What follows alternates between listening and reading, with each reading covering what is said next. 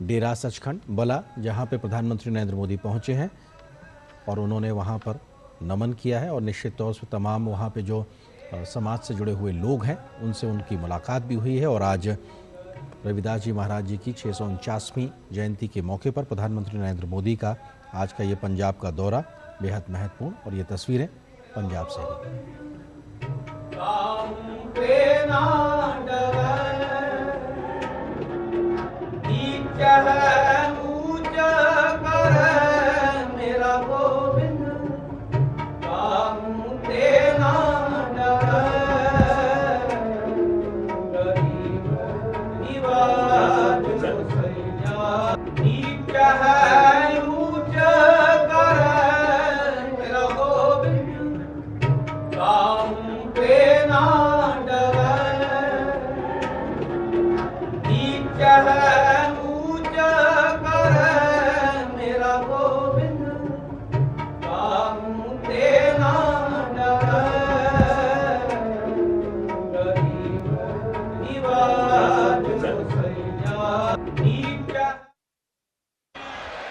गुरु रविदास शक्ति, गुरु रविदास शक्ति। जय गुरुदेव, धन गुरुदेव।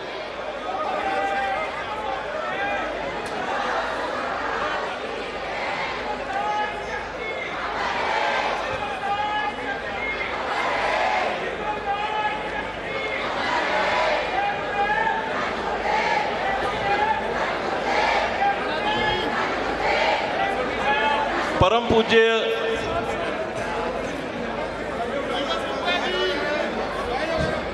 पद्म श्री 108 संत निरंजन दास जी महाराज,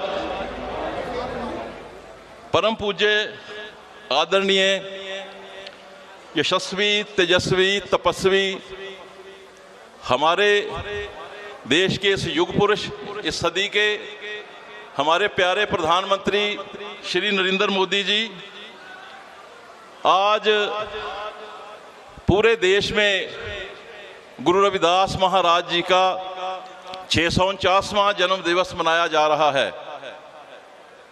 और साथ संगत जी, आपको ये जान के खुशी भी होगी, हैरानी भी होगी कि आज देश का बजट पार्लियामेंट में जो है पेश हो रहा है, उसके बावजूद भी हमारे माननीय प्रधानमंत्री जी विशेष तौर पे गुरु महाराज जी को नमन करने वास्ते डेरा सचखंड बल्ला पहुंचे हैं।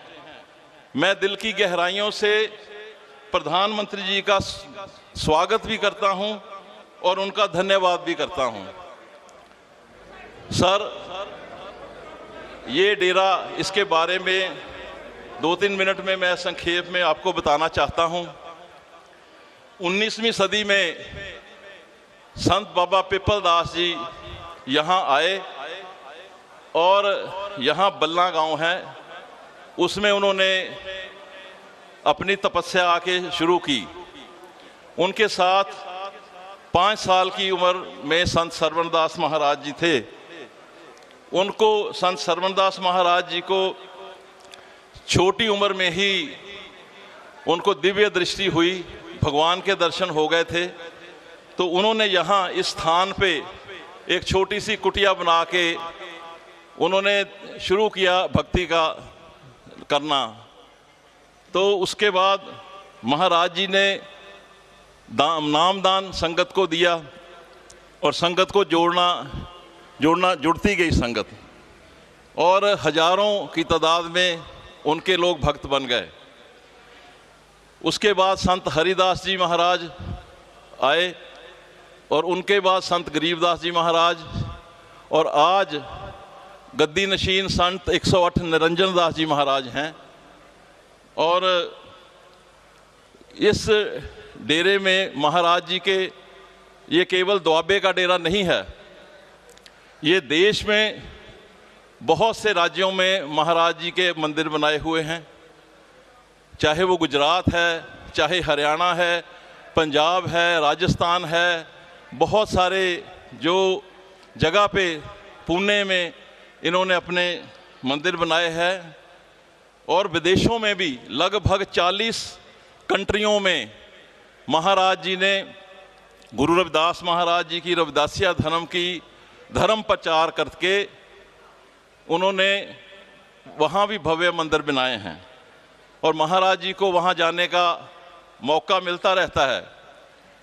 एक घटना ऐसी हुई कि व्याना में महाराज जी और हमारे शहीद रामानंद जी संत ये इकट्ठे गए और वहाँ पे सत्संग के दौरान कुछ अनपछाते एंटी नेशनल लोग उन्होंने आके गुरु महाराज जी पे भी गोलियां दागी और संत रामानंद जी पे गोलियां दागी, जिसमें महाराज जी बहुत जख्मी हो गए थे और संत रामानंद जी शहीद हो गए।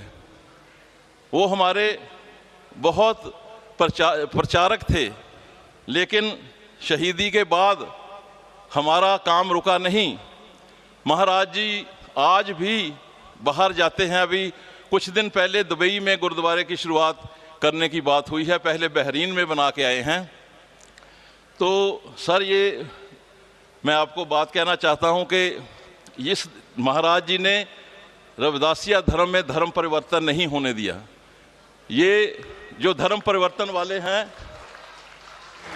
उनको भी वापस लेके आए अपने धर्म में। ये महाराज जी की शक्ति है। बहुत सारे जो धर्म परिवर्तन करके लोग गए उनको भी वापस लेके आए। महाराज जी ने ये बहुत बड़ी बात है कि कोई भी हमारी जो रविदासिया कौम है बहुत कम लोग महाराज जी को छोड़ के कहीं गए होंगे, नहीं तो सारे महाराज जी के साथ हैं। और इनकी शक्ति इतनी है, ये नामदान भी देते हैं। करोड़ों लोगों ने नामदान महाराज जी से लिया हुआ है। आज हमारा मन गदगद हो रहा है। हम बहुत प्रधानमंत्री जी के आभारी हैं। प्रधानमंत्री जी ने एक बहुत बड़ा काम किया। इस देश को आज़ाद हुए 78-79 साल हो गए, लेकिन आज तक किसी भी सेंटर में से प्रधानमंत्री या किसी सेंटर की सरकार ने हमारे महाराज जी को या हो और हमारे संत जो हैं किसी का मान सम्मान नहीं किया। और हम इस बात से दिल की गहराइयों से प्रधानमंत्री जी का धन्यवाद करते हैं। इन्होंने पद्म श्री महाराज जी को दिया और ये इतना बड़ा सम्मान हुआ कि ना केवल हमारे देश में, पूरी दुनिया में लोगों ने इस बात की खुशी मनाई और बहुत बड़ा ये काम हुआ। हमारा हौसला बहुत बढ़ाया प्रधानमंत्री जी, आपने ये बहुत बड़ा सम्मान दिया। मैं महाराज जी की तरफ से, डेरा के ट्रस्ट की तरफ से और पूरी कौम की तरफ से आपका दिल की गहराइयों से धन्यवाद करता हूं। दूसरा एक बहुत बड़ा काम आज और हुआ है। वो काम ये हुआ है कि बहुत समय से ये आदमपुर एयरपोर्ट की बात चल रही थी कि आदमपुर एयरपोर्ट का नाम गुरु रविदास महाराज जी के नाम से रखा जाए। तो प्रधानमंत्री जी ने हमारी दूसरी बात भी मानते हुए आज वहाँ से ये उद्घाटन करके आए हैं और आज से आदमपुर एयरपोर्ट का नाम गुरु रविदास महाराज जी के नाम पे हो गया है। ये दूसरी बहुत बड़ी खुशी की बात है। बाकी ये हमारे महाराज जी बैठे हैं। रविदासिया धर्म को आगे बढ़ाना है, हमने आगे चलना है। करोड़ों लोग हमारे साथ हैं और महाराज प्रधानमंत्री जी इस देश में करीबन 20-22 करोड़ शेड्यूल्ड कास्ट के लोग हैं, जिसमें से 8-10 करोड़ रविदासिया कौम के लोग हैं। वो अलग अलग नाम से जाने जाते हैं देश में और महाराज जी उन पे भी सब पे आशीर्वाद रखते हैं। तो वो एक अच्छा संदेश सबको गया है कि आपने ये बड़े काम किए हैं। आप बहुत दूरअंदेशी वाले इंसान हैं, आपको पता है कि किसको क्या देना है, किसको क्या करना है। हमने कोई मांग नहीं रखनी, लेकिन आप बस ये हम चाहते हैं कि आप हमारी कौम के आशीर्वाद रखें ताकि जो आने वाले समय में इस देश का और बड़ा मान सम्मान हो और बड़ा नाम हो। सो मैं आज के इस मौके पे बहुत बहुत आपका आभारी हूँ, धन्यवादी हूँ कि आप अपना इतने कीमती समय में निकाल के यहाँ पे दर्शन करने आए। ये बहुत बड़ी बात है। ये हमारे रविदासिया समाज में, शेड्यूल्ड कास्ट समाज में दिल पे लिखा गया है कि आपने आज 2 बड़े महान काम किए हैं। सो अंत में मैं महाराज जी से विनती करूंगा कि महाराज जी माननीय प्रधानमंत्री जी को जो मान सम्मान है वो इनको दें और मान सम्मान बढ़ाएं। उसके बाद प्रधानमंत्री जी से निवेदन है कि वो मंच पे आके आपके साथ विचार साझे करें। बहुत बहुत धन्यवाद। जय गुरुदेव, धन गुरुदेव। बोले सो नरपै। अरे भाई जोश से बोलो, बहुत बड़ा मान सम्मान हो रहा है। बोले सो नरपै। दोनों हाथ खड़े करें। गुरु रविदास शक्ति, गुरु रविदास शक्ति, गुरु रविदास शक्ति। बहुत बहुत धन्यवाद।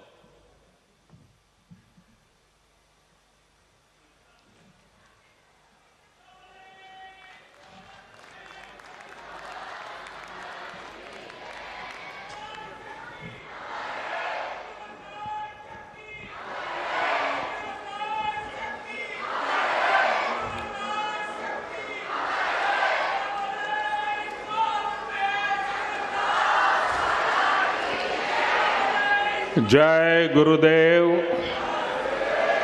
धन धन गुरुदेव। आज मेरा सौभाग्य है पद्मश्री संत निरंदास जी महाराज के आशीर्वाद प्राप्त करने का अवसर मिला है। डेरा सच्चखंड बल्ला के ट्रस्टी बरिंदर दास जी, हरदेव राम जी, कोऑर्डिनेटर अविनाश चंद्रा जी, सभी पूज्य संतगण, देश के अलग अलग हिस्सों से आए सभी श्रद्धालु, मेरे पंजाब के भाई और बहनों, मैं पंजाब दी इस धरती नू नमन करदा हां।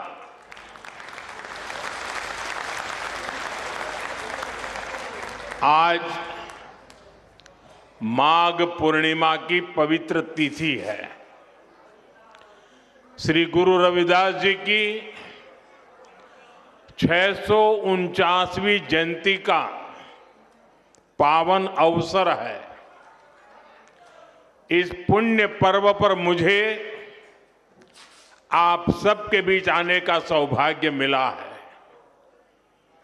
मैं इस पवित्र मंच से श्री गुरु रविदास जी को प्रणाम करता हूं। मैं आप सभी को और सभी देशवासियों को संत रविदास जयंती और माघ पूर्णिमा की शुभकामनाएं देता हूं। भाइयों बहनों, आप सभी जानते हैं मेरा रिश्ता श्री गुरु रविदास जी की जन्मभूमि काशी से है। काशी के लोगों ने मुझे आशीर्वाद दिए और सांसद के रूप में काशी की सेवा करने का भी सौभाग्य मिला। काशी का सिर गोवर्धनपुर करोड़ों अनुयायियों के लिए तीर्थ भूमि है। काशी के वो घाट जहां संत रविदास जी की शिक्षाएं प्रकट हुई थी, वहां मां गंगा की वो धारा है जिसको साक्षी करके गुरु रविदास जी ने कहा था, मन चंगा तो कठौती में गंगा। हम सभी इनसे बहुत प्रेरणा पाते हैं और मैं जब भी श्री गोवर्धनपुर जाता हूं, बड़ी संख्या में मुझे मेरे पंजाब के भाई बहनों से मिलने का भी सौभाग्य मिलता है। अब इस बार मैं संत रविदास जी की प्रेरणा भूमि पंजाब की वीर भूमि में आया हूं। मैं मानता हूं ये सिर्फ गुरु रविदास जी की ही इच्छा है और मेरा बहुत सौभाग्य है। मैं इस आयोजन में मुझे निमंत्रित करने के लिए डेरा सचखंड बल्ला का आभार व्यक्त करता हूं, प्रणाम करते हुए अभिनंदन करता हूं। संत श्री पिपलदास जी, संत श्री सरवनदास जी और इस परंपरा के ऐसे सभी संत जिनके प्रयासों से श्री गुरु रविदास जी के विचार जन जन तक पहुंचे हैं, मैं उन सभी संतों को भी श्रद्धापूर्वक प्रणाम करता हूं। साथियों, समाज सेवा के क्षेत्र में डेरा सचखंड बल्ला के कार्य बहुत सराहनीय रहे हैं। शिक्षा, स्वास्थ्य से जुड़े अनेक कार्य पूज्य संत श्री निरंजन दास जी महाराज के मार्गदर्शन में अविरत हो रहे हैं। उनके नेतृत्व में दुनिया के कई देशों में श्री गुरु रविदास जी के विचारों का प्रसार भी हुआ है। इस योगदान को सम्मान देने के लिए अभी हाल ही में हमारी भाजपा की केंद्र सरकार ने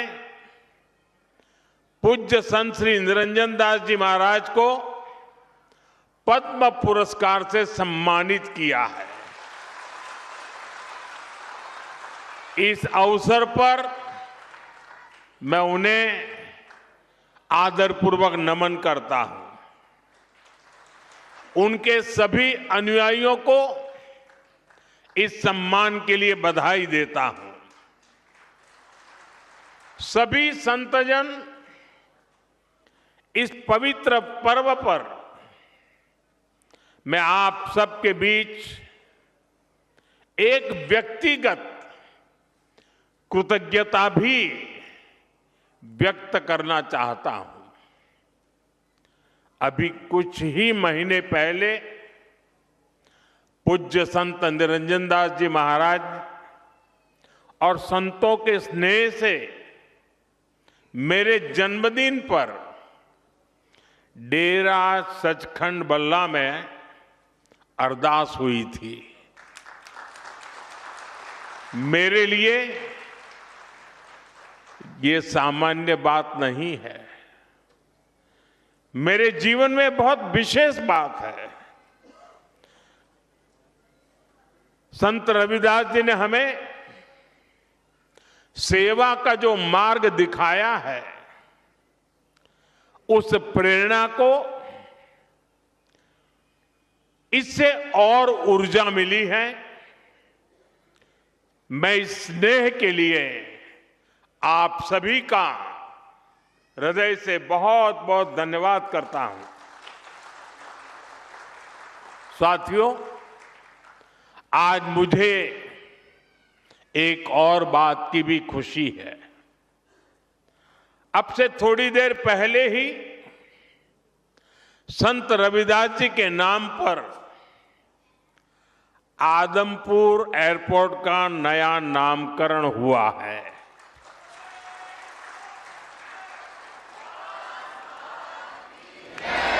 आदमपुर एयरपोर्ट को अब श्री गुरु रविदास जी महाराज जी एयरपोर्ट के नाम से जाना जाएगा। इसके साथ भी एक और भी कार्यक्रम हुआ आज। इसके अलावा हलवारा एयरपोर्ट की नई टर्मिनल बिल्डिंग का उद्घाटन भी किया गया। मैं पंजाब समेत पूरे देश के लोगों को इन कार्यों की बहुत बहुत बधाई देता हूं। साथियों, श्री गुरु रविदास जी ने समाज में बराबरी और समान अवसर की बात की थी। इसी भावना से अयोध्या के एयरपोर्ट का नाम महर्षि वाल्मीकि इंटरनेशनल एयरपोर्ट रखा गया। अब आज का ये आयोजन उसी भावना को आधुनिक रूप दे रहा है। साथियों, श्री गुरु रविदास जी के जन्म को 600 साल से ज्यादा हो चुके हैं, यानी 6 सदियां बीत गई।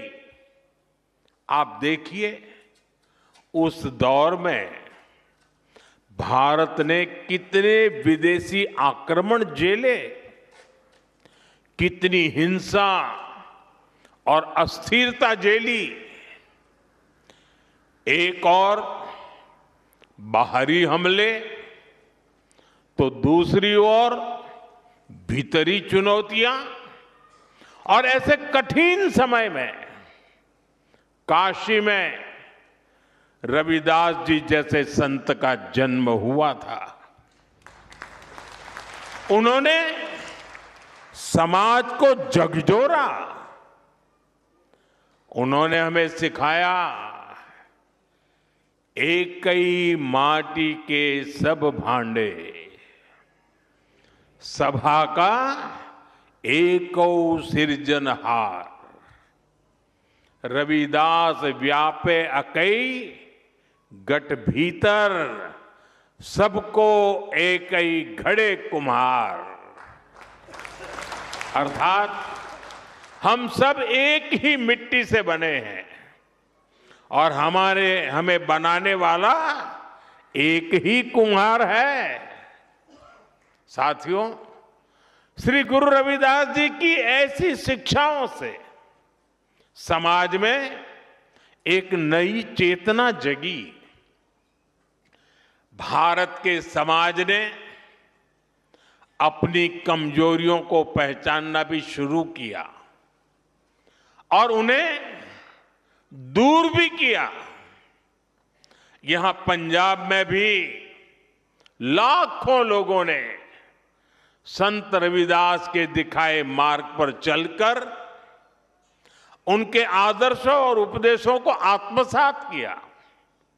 साथियों, श्री गुरु रविदास जी ने भारत के लिए भविष्य की एक संकल्पना भी पेश की थी। उनकी उस संकल्पना का नाम था बेगमपुरा। उन्होंने कहा था, बेगमपुरा शहर की नाऊ, दुख अंदो नाही तिही ठाऊ, ना तस्वीस खिराजू, न मालू खौफू न खाता न तरसू जवालू।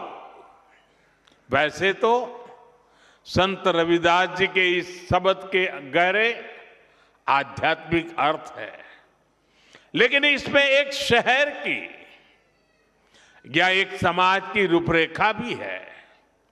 एक ऐसी व्यवस्था जहां कोई दुखी ना हो, कोई वंचित ना हो। मुझे संतोष है कि आजादी के इतने दशक बाद देश अब मिशन मोड में पूज्य रविदास जी की संकल्पना को साकार करने के लिए काम कर रहा है। इसी मिशन का नाम है विकसित भारत का लक्ष्य। विकसित भारत यानी ऐसा भारत जहां कोई गरीबी में रहने को मजबूर ना हो, एक ऐसा भारत जहां सबके लिए सम्मान हो, सबके लिए संभावनाएं हो। और मुझे विश्वास है संत रविदास के आशीर्वाद से हम विकसित भारत के लक्ष्य को जरूर पाकर रहेंगे। साथियों, आज सुबह ही संसद में देश का बजट प्रस्तुत किया गया है। ये बजट गरीब, अन्नदाता, युवा शक्ति और नारी शक्ति को और सशक्त करने वाला बजट है। ये बजट गांव को मजबूत करने का बजट है। ये किसान की आय बढ़ाने वाला बजट है। ये आत्मनिर्भर भारत को, मेक इन इंडिया को बढ़ावा देने वाला बजट है। साथियों, बीते वर्षों में हमारी सरकार ने सड़क, पुल, बिजली, पानी, रेल, गरीबों के घर, सिंचाई, ऐसे हर इंफ्रास्ट्रक्चर में अभूतपूर्व निवेश किया है। इस बजट में ऐसे कामों के लिए पहले से भी अधिक यानी 17 लाख करोड़ रुपए का प्रावधान किया गया है। इससे गांव, गरीब, किसान, नौजवान सभी को फायदा होगा। इंफ्रास्ट्रक्चर निर्माण पर लगने वाला हर रुपया रोजगार के अनेक नए अवसर बनाता है। गांव में गरीब का घर बनता है तो मिस्त्री हो, गाड़ी वाले हो, स्थानीय दुकानदार हो, सबको फायदा होता है। गांव की सड़कें अच्छी होगी तो मंडी तक उपज पहुंचाना आसान होगा और इन सब का फायदा यहां आप सभी को मिलेगा। साथियों, बीते सालों में हमारी सरकार ने गरीबों और मध्यम वर्ग को सस्ता और अच्छा इलाज देने में बहुत ध्यान दिया है। पिछले 11 सालों में बहुत सारी दवाएं सस्ती की गई है। गरीबों को और बुजुर्गों को मुफ्त इलाज की सुविधाएं दी गई है। इस बजट में इसी संवेदनशीलता के साथ और भी महत्वपूर्ण निर्णय लिए गए हैं। कैंसर के इलाज को और सस्ता करने के लिए अनेक कैंसर दवाओं को और सस्ता किया गया है। कई ऐसी और बीमारियां हैं जिनकी दवाएं विदेशों से मंगानी पड़ती हैं। गरीब और मिडिल क्लास के लिए इतनी महंगी दवाएं पहुंच से बाहर होती हैं। ऐसी अनेक दवाओं को भी अब और सस्ता किया गया है। साथियों, इस बजट का बहुत अधिक फोकस जालंधर, लुधियाना, होशियारपुर जैसे देश के अनेक शहरों को विकास का बड़ा केंद्र बनाने पर है। ऐसे शहरों के विकास के लिए बहुत बड़े प्रावधान किए गए हैं। पंजाब तो देश के उन राज्यों में है जहां किसानों के साथ साथ छोटे छोटे उद्योगों की, एमएसएमईज की एक समृद्ध परंपरा है। देश के एमएसएमईज को बीते वर्षों में लाखों करोड़ की मदद दी गई है। इस बजट में भी एमएसएमईज के लिए हजारों करोड़ रुपए के फंड की व्यवस्था की गई है। बीते वर्षों में भारत का एक्सपोर्ट बहुत अधिक बढ़ा है। इस बजट में भी निर्यातकों के लिए, एक्सपोर्टर के लिए अनेक बड़ी घोषणाएं की गई हैं। साथियों, भारत अब दुनिया के बड़े कपड़ा और वस्त्र निर्यातकों में से एक बन रहा है। इसलिए इस बजट में टेक्सटाइल सेक्टर के लिए, हमारे बुनकर भाई बहनों के लिए भी अनेक घोषणाएं हुई है। महात्मा गांधी ग्राम स्वराज अभियान से हमारे गांवों में जो बुनकर है, हथकरघा और हस्तशिल्प से जुड़े साथी हैं, उनको बहुत फायदा होगा।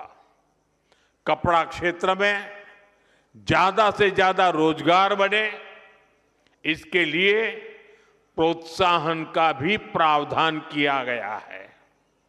देश में और भी कई मेगा टेक्सटाइल पार्क बनाए जाएंगे।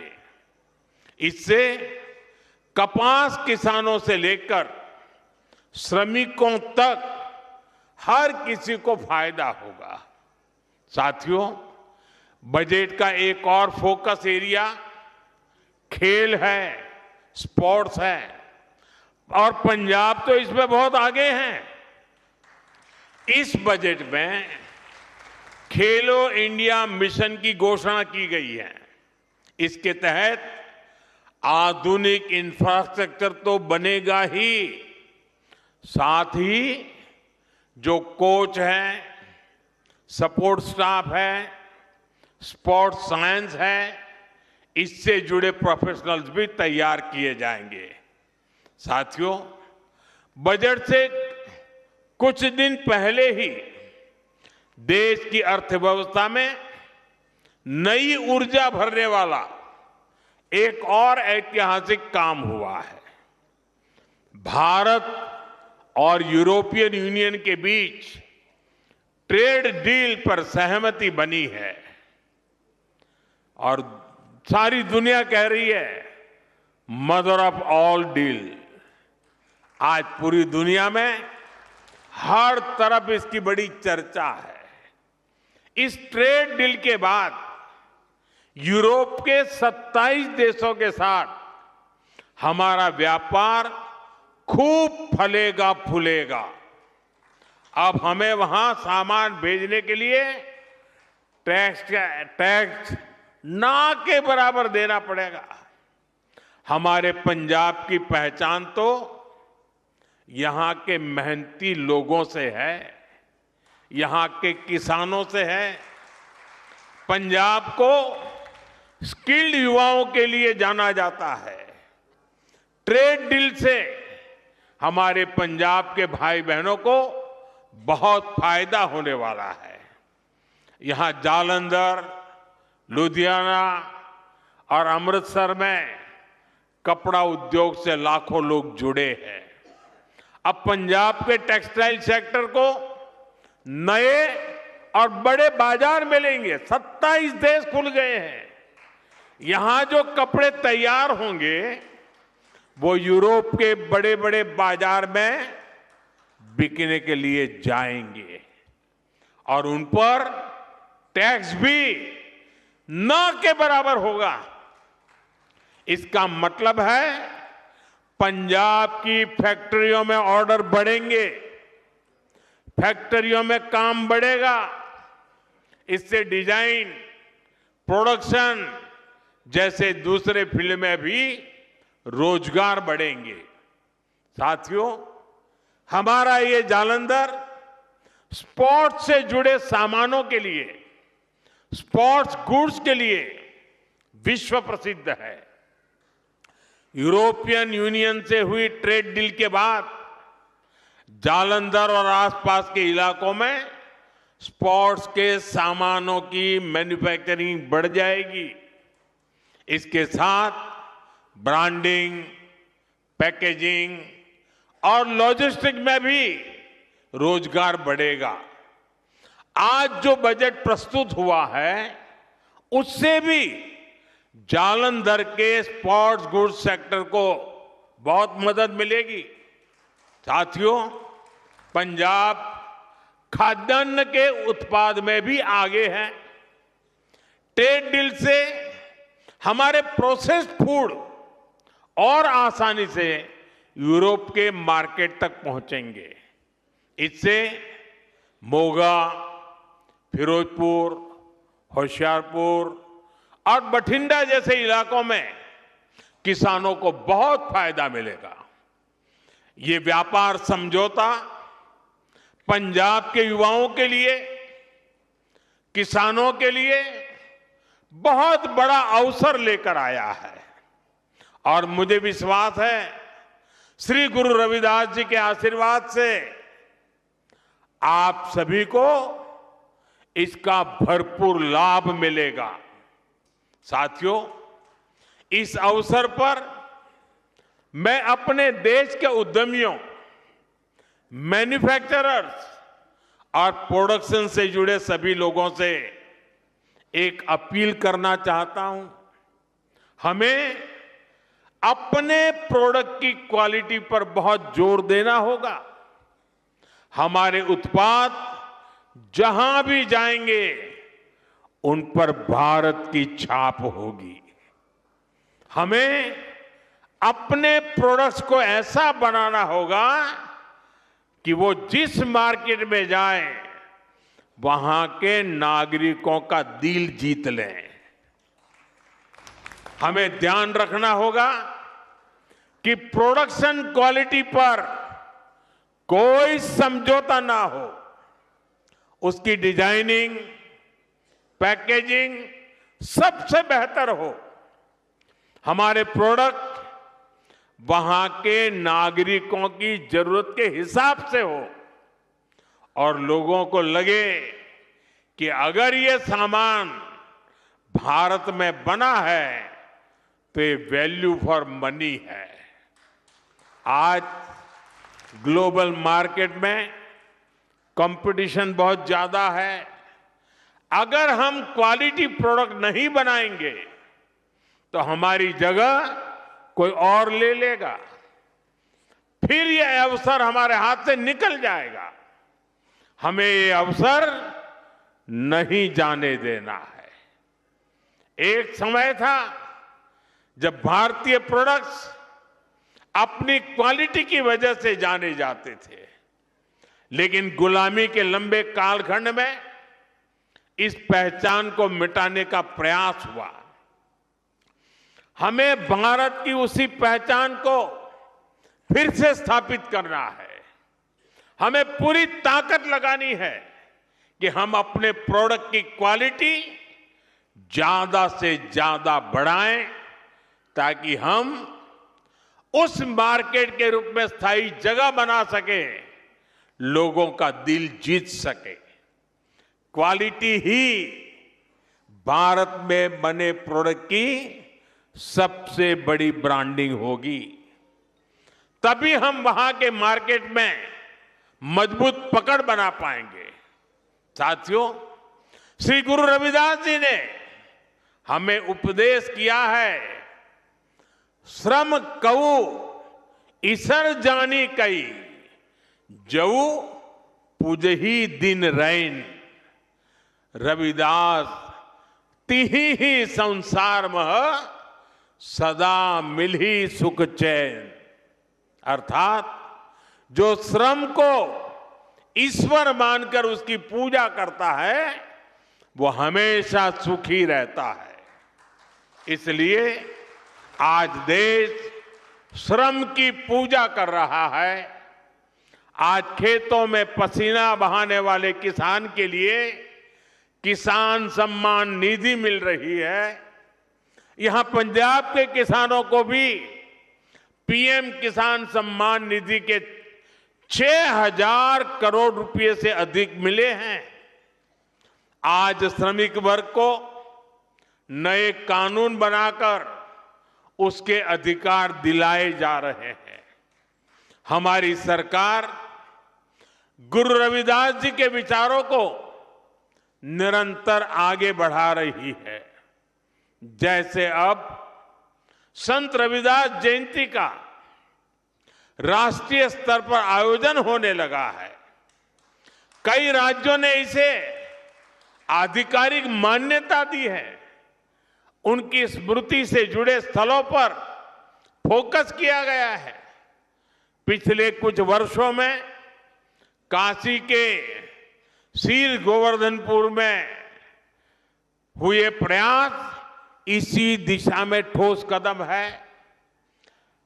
मध्य प्रदेश के सागर में श्री गुरु रविदास जी का मंदिर और संग्रहालय बन रहा है और मुझे ही उसका शिलान्यास करने का सौभाग्य मिला था।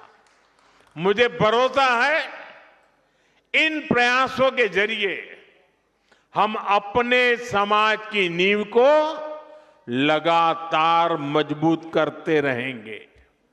इसी विश्वास के साथ मैं एक बार फिर आप सभी को श्री गुरु रविदास जी की जन्म जयंती की शुभकामनाएं देता हूं। सभी पूज्य संतों को प्रणाम करता हूं। जो बोले सो निर्भय,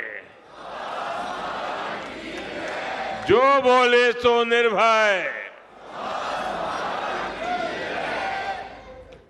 जो बोले सो निर्भय। श्री गुरु रविदास जी महाराज की जय। श्री गुरु रविदास जी महाराज की, श्री गुरु रविदास महाराज की बहुत बहुत धन्यवाद।